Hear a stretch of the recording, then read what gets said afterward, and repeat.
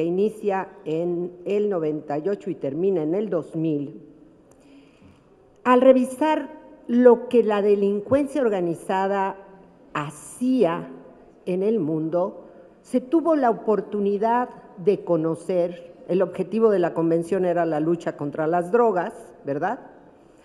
Pero sin embargo, al conocer qué es lo que estaba pasando en el mundo y qué negocios, de dónde sacaba la delincuencia organizada los recursos, tuvimos la oportunidad, y yo asistí a varias de estas negociaciones, tuvimos la oportunidad de conocer lo que las policías en el mundo habían hecho para detrás de la delincuencia organizada. Y entonces ahí resulta que no solo era el tráfico de drogas lo que motivaba al crimen organizado, sino a la par del tráfico de drogas estaba el tráfico de migrantes, la trata de seres humanos, particularmente mujeres, niñas y niños, y la venta de armas.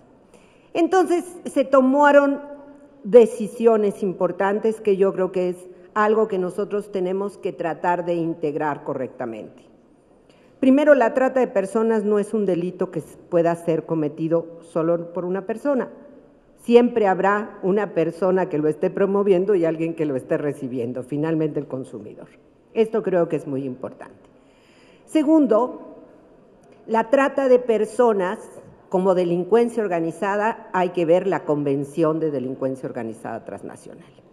Pero cuando se construye el protocolo internacional contra la trata de personas, el objetivo principal del protocolo es la protección de la víctima. No nos equivoquemos, el objetivo del protocolo no es la persecución del delincuente, porque en México todo lo hacemos al revés, y entonces se nos ocurre que lo importante es perseguir al delincuente. No, el objetivo del protocolo internacional es la atención a la víctima, la protección a la víctima. Y por supuesto el protocolo dota a los países de las normas y de las conductas que los tratantes cometen cuando se dedican a la trata de personas. Y nos dice el protocolo, la trata de personas puede ser desde el engaño, la seducción, la compra, la venta, el secuestro, la privación de la libertad, etcétera, etcétera, el traslado, la acogida, ¿verdad?, la recepción de la víctima, la explotación, o sea, nos dice la serie de conductas que se cometen alrededor de este delito. Eso es un indicador para que los países legislen en cada una de esas materias, pero también pueden encontrar particularidades locales. Es decir, en México, por ejemplo, la venta de niñas, por desgracia nuestra, es una práctica en muchas comunidades. Y entonces vamos a incorporarlo también como parte de la problemática. ¿Por qué el protocolo pone énfasis en las víctimas? ¿La víctima de trata es cualquier víctima? No. La víctima de trata, lo que se hace con ellas es privarlas de su calidad de ser humano, de persona. Le arrebatan su dignidad, le destruyen su integridad, las convierte en seres terriblemente vulnerables, no tienen capacidad de tomar decisiones y no pueden defenderse. Esa es la característica de una víctima de trata. Yo sé que aquí hay algunas víctimas de trata. Destruirlas, dejar de ser personas y convertirlas en mercancía, en cosas que pueden ser utilizadas, desecharse e incluso desaparecerse. Entonces esto lo tenemos que entender. Por eso el protocolo te dice la investigación que hacen los fiscales, que tienen que hacer los jueces incluso, o las juezas, tiene que entender esta calidad de la víctima que la convierte y la ha convertido en una víctima cuya defensa de sus derechos es imposible por sí misma. Por eso se les pide incluso que el nombre de la víctima no aparezca, que se proteja su identidad, que se procure su resguardo y su atención, que se le garanticen servicios que van desde los más elementales, de los médicos, de los sociales e incluso los económicos, y que se le dé la oportunidad de recuperar su calidad de ser humano, porque eso es lo que queremos recuperar de las víctimas, la calidad de ser humano. También nos habla de otras víctimas particularmente vulnerables. ¿Quiénes?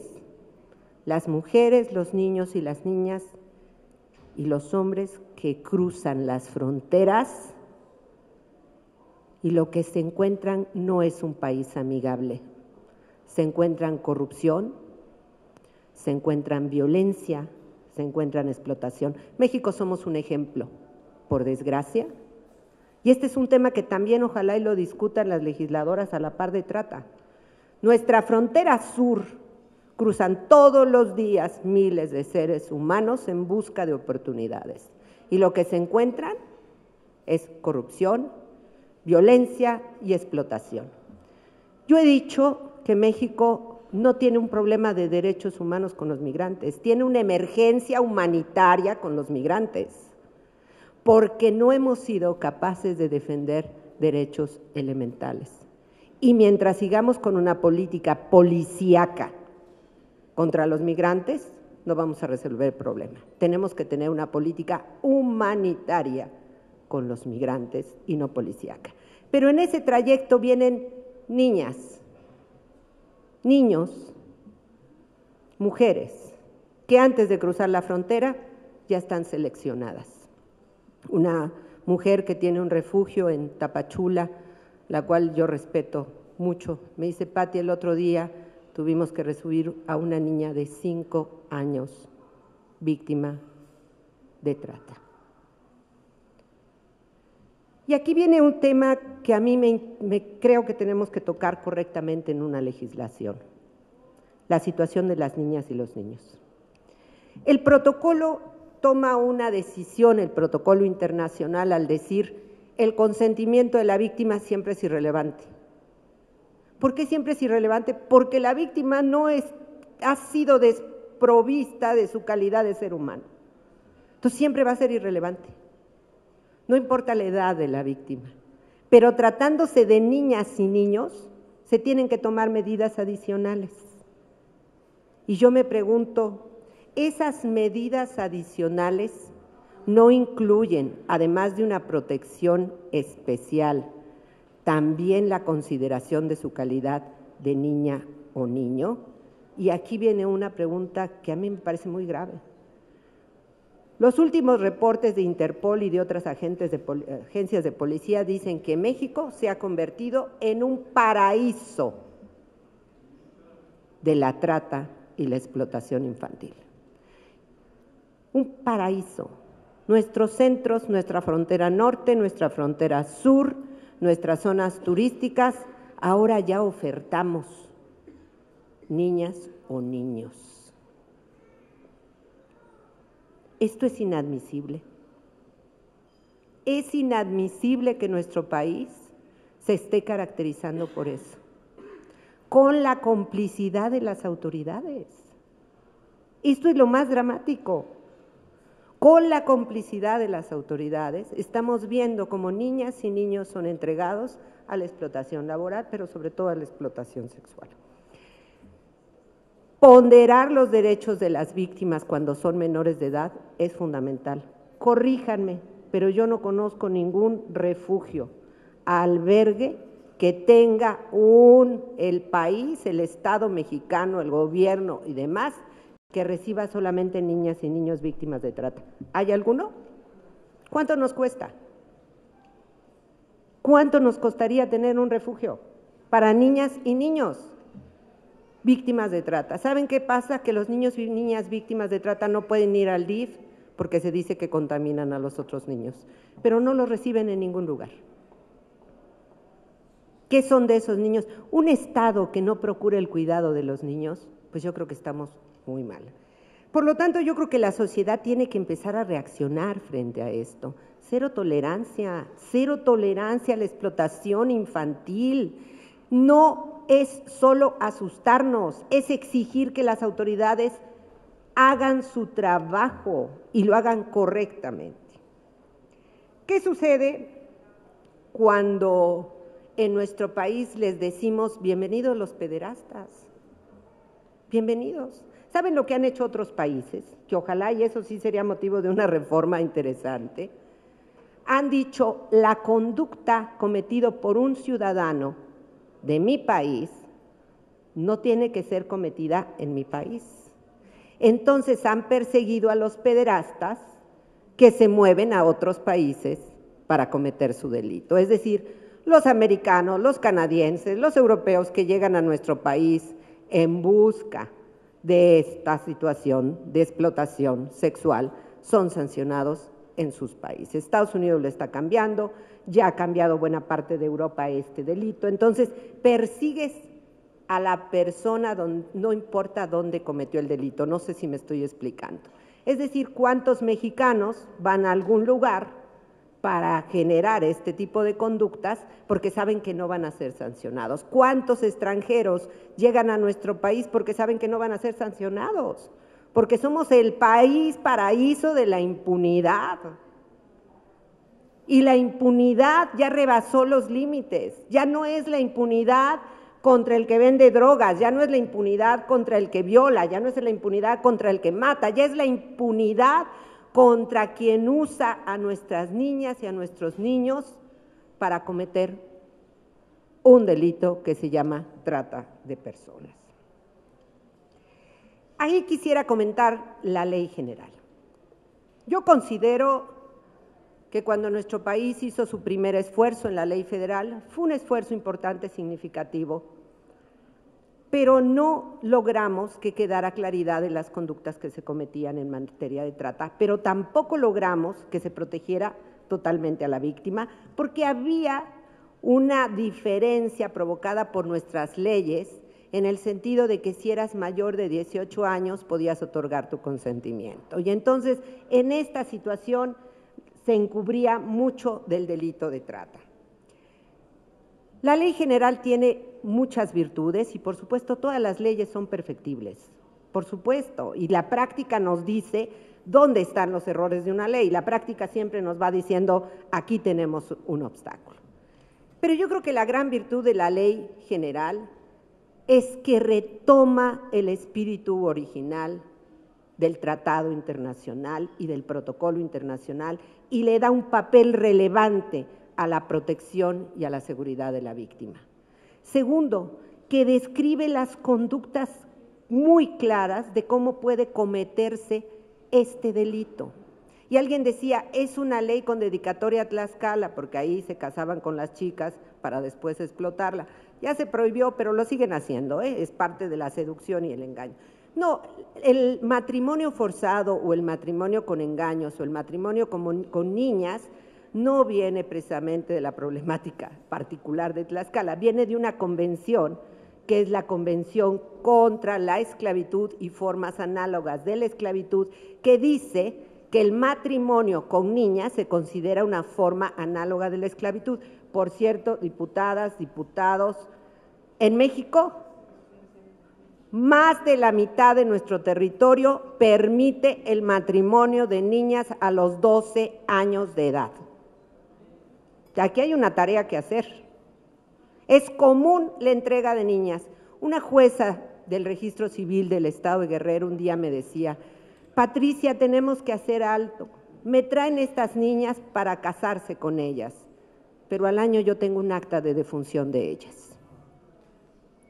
Más de la mitad de nuestro territorio estamos entregando a las niñas en matrimonio. Y no nos espante lo que pasa en Arabia Saudita, ni Irán, que por cierto acabamos de sacar una recomendación porque aprobó el matrimonio de 9 años, pero hay estados donde tienen el rapto equipado y entonces el rapto que tienen es a partir de los 11 años. Entonces, hagamos en casa los cambios legislativos y esto viene de una convención contra la esclavitud.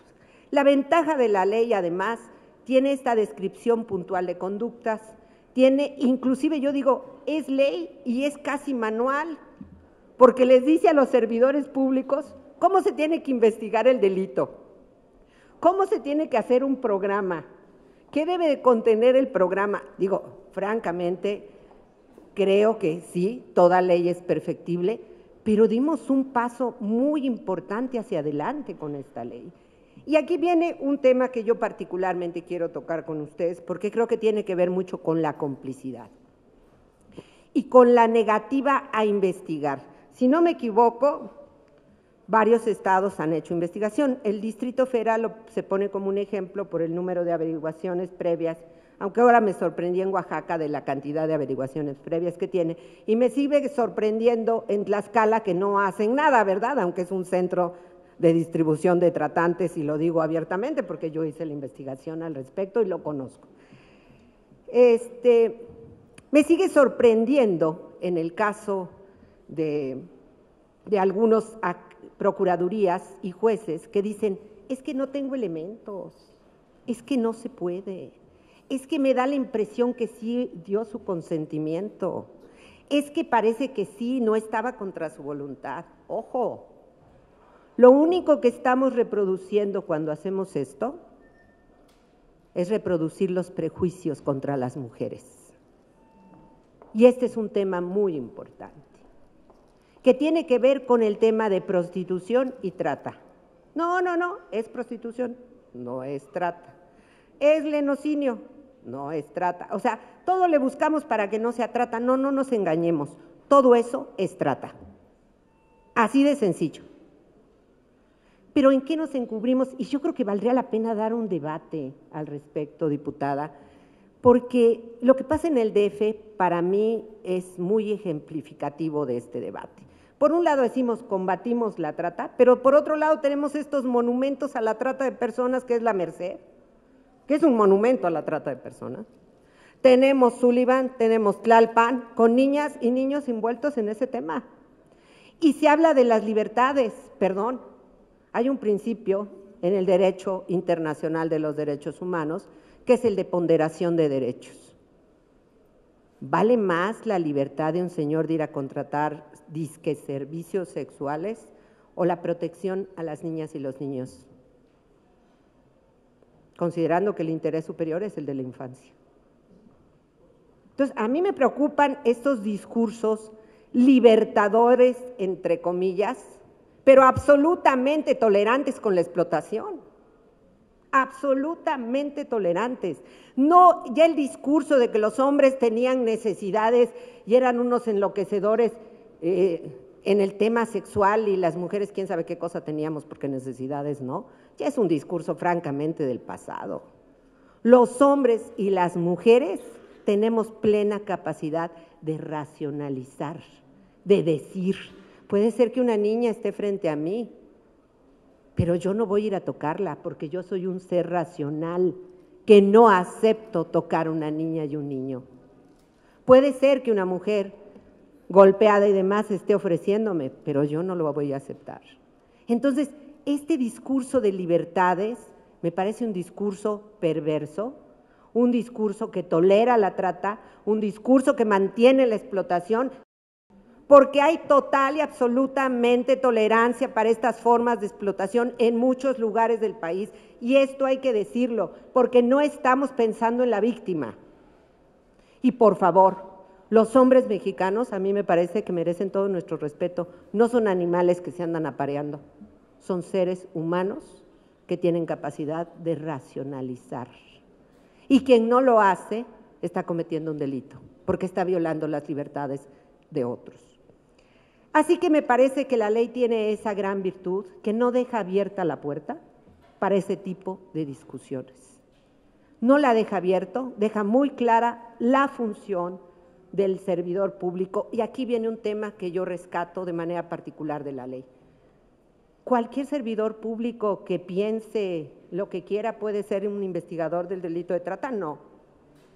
La ley dice que tiene que haber principios de actuación. Es decir, que quien va a investigar este delito tiene que estar provisto por lo menos de ética, de comportamiento en materia de derechos humanos, de capacidad para comprender la tragedia de la víctima, de conocimiento de lo que sucede, lo que hace la trata en la víctima al quitarle su capacidad de ser persona. Eso pide la ley y eso yo lo veo como una gran virtud, una gran ventaja. ¿Por qué? Porque no se trata de que venga el señor o la señora que dice, ay no, yo desde que la veo ya pienso que son unas prostitutas. No, queremos agentes de Ministerio Público, policías, jueces, juezas que respeten la integridad de la víctima. Queremos también que existan medidas de protección para la víctima y la ley lo pide. Y la autoridad está violando la ley. Desmiéntanme, pero creo que no hay más de 6 refugios que atienden a víctimas de trata, 4 refugios. Somos 115 millones de personas. Hay 4 refugios. No puede destinar el Estado mexicano, este Estado con estos presupuestotes inmensos que mandan a los congresos y que uno hasta se hace bolas de tantos ceros y ceros y ceros que lleva el presupuesto, no puede destinar para la creación de 10, 15, 20 refugios. Si no los quieren atender, que se los den a las organizaciones que sí lo hacen y que lo están haciendo muy bien y que lo están haciendo con mucha dignidad, pero tenemos que tener espacios de protección a la víctima. ¿A dónde se llevan a las víctimas? No hay estos espacios de atención. Entonces, creo que es un tema relevante, ojalá y en las medidas podamos poner el presupuesto para instalar, no un centro, siempre estamos pichicateando las cosas, ¿no? Poner por lo menos 10 refugios, por lo menos, porque el sureste es una problemática espantosa y el norte también. Y el centro no se diga. Entonces, creo que tenemos que destinar. La otra cosa son los tratamientos que la víctima. Miren, amigas y amigos, se hizo una norma mexicana, la norma 046, para atención a las víctimas de violencia sexual y familiar. Y las víctimas de trata, no, pues esas son extraterrestres, no entran en las normas de la norma 046. Y por lo tanto, el recurso que las diputadas le destinan a los refugios, como no están en la norma 046, entonces las víctimas de trata no son bienvenidas. Esto es absurdo, es ridículo. La Secretaría de Salud tiene que ampliar esa norma y tiene que decir las víctimas de trata requieren tratamiento no solamente físico, psicológico, sino en muchos casos un tratamiento mayor por los daños que han sufrido, dentro y fuera de su cuerpo. Y a mí me parece que este es un tema relevante, porque ustedes le siguen poniendo dinero a los refugios de salud, pero salud, si un refugio atiende víctimas de trata, le quitan el dinero, porque no son y no están en la norma. Y aquí hay muchas ONGs que atienden y que reciben algún recurso y que les han dicho, si tú atiendes víctimas de trata, te retiro el recurso. Entonces, yo les pediría que este es un tema central, tiene que haber y ampliarse la norma, por favor, que las víctimas de trata no son víctimas de violencia sexual, o qué se entiende en salud por violencia sexual, porque si no que nos expliquen, porque sería muy importante saber cuáles son los criterios de salud, pero a mí me queda claro que el primer daño y afectación que tiene una mujer o una niña, un niño víctima de trata es la violencia sexual, y no entran en la norma. Entonces, creo que es un tema que tenemos que pensar. La otra, no vamos a hacer prevención y puede andar el Ministerio Público y la policía y los jueces detrás si no ponemos un alto a las licencias para el establecimiento de los llamados table dance.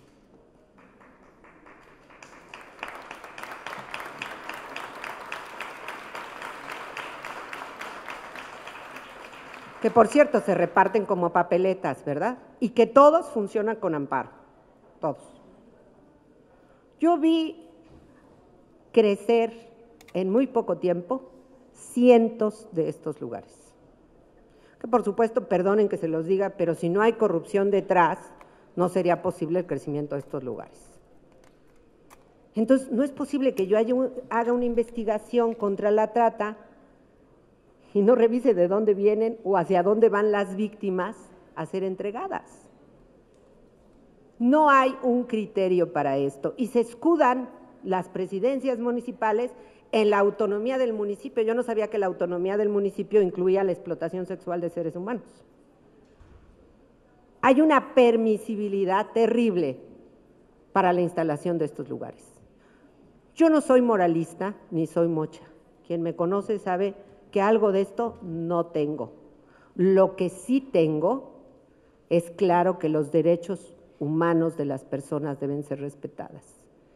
Y me indigna que en mi país las mujeres seamos tratadas como mercancía y los niños y las niñas sean entregados. No soy mocha, pero ese presidente municipal que reparte permisos de table como papeleta, no sé cuánto dinero se lleve, se debe llevar mucho dinero, porque la explotación sexual de los seres humanos y la trata deja mucho dinero. Pero debería de ser investigado y conforme a la ley, debería de ser encarcelado.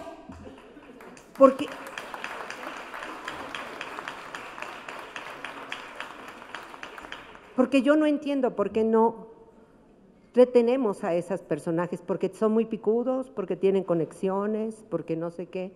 Bueno, un ejemplo bueno de la ley y de que empecemos a creer en la justicia es que realmente los dueños de estos lugares se han llevado como lo que son, criminales a la cárcel. Sean llevados de esa manera. Si no son llevados como criminales, nosotros no vamos a creer absolutamente nada. Porque llevan al enganchador, al que está en medio, aquí. ¿Y los dueños de los negocios? ¿Y los que viven de esta trata, dónde están? ¿En qué cárcel están? Nadie sabe nada. Este es un tema que hay que tratarlo, diputada. A mí me da mucho gusto que la ley lo considere, la posibilidad de intervenir, pero es un tema que hay que exigirle a las autoridades que efectivamente se den y hagamos una lista de presidencias municipales que han otorgado estos permisos como papeleta y pidamos una investigación. El otro, una gran virtud, miren, cuando yo hice un estudio en un estado que está aquí pegadito al DF, que es muy grandote de donde es nuestro presidente,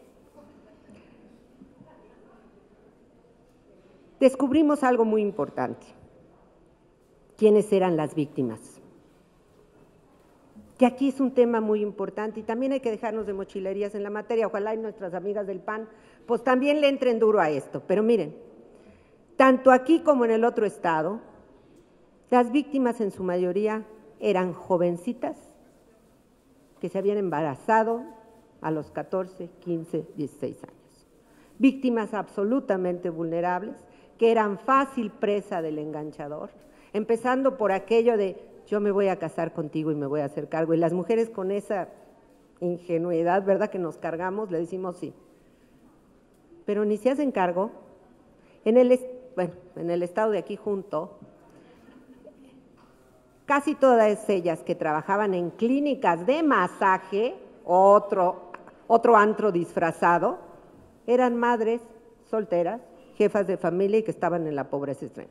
La familia las había expulsado y demás. Oigan, ya demos educación sexual desde la primaria si es necesario. Digámosle a las niñas que son dueñas de su cuerpo. Enseñémosle a las niñas cómo protegerse. Digámosle que no pueden seguir pensando que el príncipe azul va a llegar. A mí, desgraciadamente, me ha tocado besar muchos sapos, yo todavía no lo encuentro. Si alguien conoce alguno, sería bueno que me lo recomendaran para que no me quedara con la idea de que no hay príncipe azul. Pero bueno, tenemos que trabajar en los temas de sexualidad. El otro es el engaño. El engaño y la seducción, hay un estudio muy bonito que a mí me gustó. Bonito es una tragedia, pero yo digo bonito por lo que dice, que es un estudio de la Universidad de Veracruzana que se llama Guerreras de la Noche, que quiso defender los derechos humanos de las sexoservidoras y terminó relatando la tragedia de las sobrevivientes de trata, a las cuales entregó el papá, el esposo, etcétera. Tenemos que empoderar a las mujeres y tenemos que empezar desde niñas. Tenemos que trabajar en las niñas. Y aquí no basta. Miren, nuestro país está destinando mucho recurso al tema de empoderamiento, pero no hay espacios de atención para las mujeres. Otro déficit. Menos de 60 refugios para mujeres maltratadas en un país de 115 millones de personas. No hay centros de atención, no hay espacio, la infraestructura es prácticamente inexistente. Tiene que haber una actitud de la ciudadanía en contra de este delito. Yo celebro todos los esfuerzos que hacen todos los días organizaciones, que yo de broma les digo que son unas santas, no tengo la definición de santo, pero debe de ser algo muy parecido, de la gente que se dedica a proteger y a procurar a los demás. Pero lo que es indignante es que no podamos trabajar en estos cambios. Por último, la ley prevé un fondo. ¿Dónde está el fondo? ¿Dónde está el fondo para apoyar a esas víctimas? ¿En dónde está? ¿No sería bueno que le quitemos un poquito del billete que dice que cada ratito detenemos a grandes narcotraficantes, ¿verdad? Cada ratito, sí. Tenemos una lucha frontal contra el narco y todo ese billete, producto de todo lo que retenemos, del lavado de dinero, ¿dónde está? ¿No pudiera ser destinado a la protección a las víctimas de trata? ¿No podemos garantizarle, decirle a una víctima de trata, el futuro está iluminado? El pasado horrible de atrás hay que borrarlo. ¿Podemos garantizarles un futuro digno? ¿Qué tanto dinero nos cuesta? Nada. Pero no lo hacemos nuevamente porque no se les da la gana. ¿Y saben por qué no lo hacemos? Porque en el fondo lo que despreciamos son los derechos humanos de los más desprotegidos. Al diablo con el discurso de los derechos humanos, hechos son palabras. ¿Quieren proteger los derechos humanos de las personas? Demuéstrenos que los más vulnerables tienen garantizados esos derechos. Demuéstrenos que nuestro país no es un paraíso de pederastas. Demuestren que en nuestro país todavía podemos creer en la dignidad y en la libertad de las personas.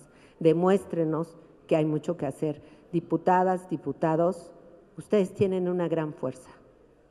Úsenla para que se cumpla la ley, úsenla para que tengamos programas, úsenla para que tengamos refugio, úsenla para que tengamos fondo, úsenlo para que las personas podamos sentirnos que vivimos en un país donde todavía somos consideradas personas. Muchas gracias.